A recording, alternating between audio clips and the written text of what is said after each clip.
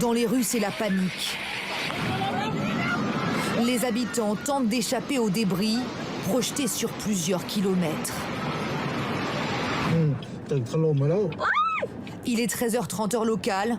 Un puissant séisme vient de frapper l'Asie du Sud-Est, provoquant la chute impressionnante de ce bâtiment en construction.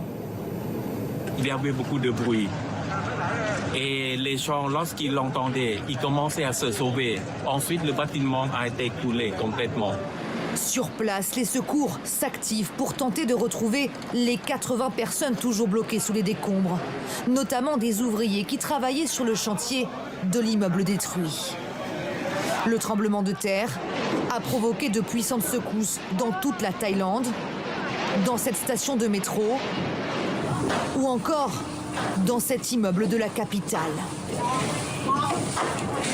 Les vibrations font même déborder les piscines situées en haut des gratte-ciel. Scène d'angoisse que nous racontent 2 Français vivant à Bangkok. Mon bureau est au 35e étage d'une tour.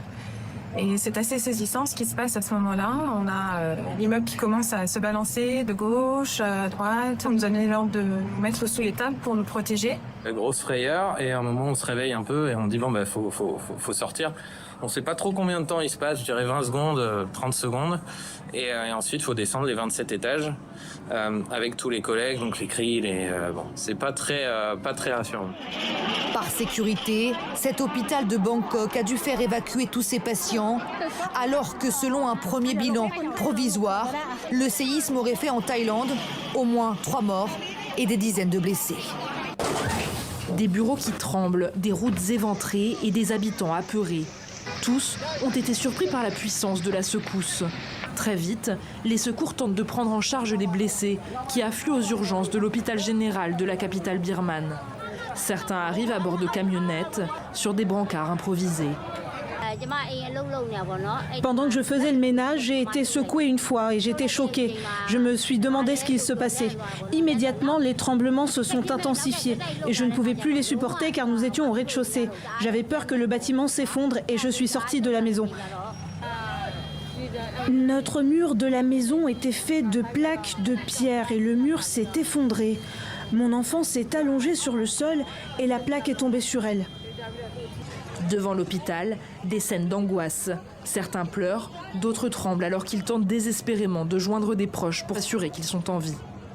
Toujours dans la capitale, un immeuble de 30 étages en construction a été réduit en quelques secondes à un énorme tas de décombres.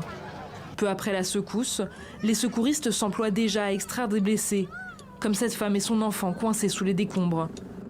La capitale birmane est située à environ 250 km au sud de l'épicentre du séisme, qui a été localisé à une faible profondeur et s'est produit en milieu de journée avec une puissante magnitude de 7,7.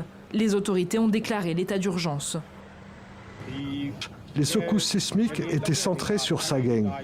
Je suppose qu'il pourrait y avoir plus de victimes à Sagaing, comme il y en a eu à Naypyidaw.